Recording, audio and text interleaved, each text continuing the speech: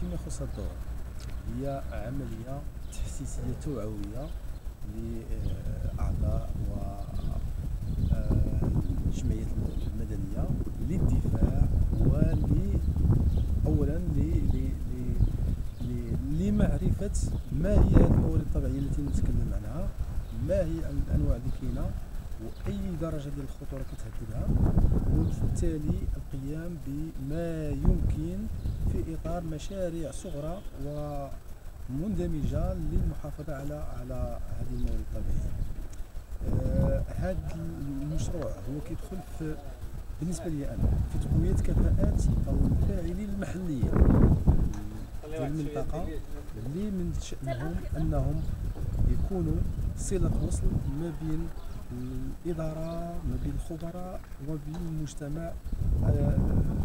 يعني عموم المواطنين. هاد الدورة التقويمية هي كتجي في واحد الوقت اللي اليوم الموارد الطبيعية بحكم أن المنطقة تعاني هشاشة ديال الأنظمة ديالها، يعني وهاد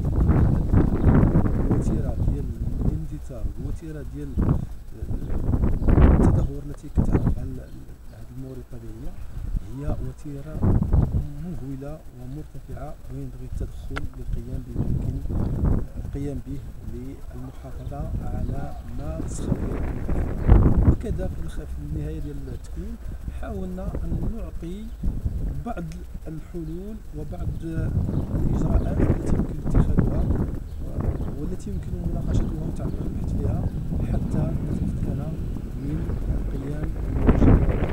بالمفاوضة على هذه الموارد التي لم نرثها فقط عن أجدادنا، وإنما اقترضناها من أبنائنا وأحفادنا.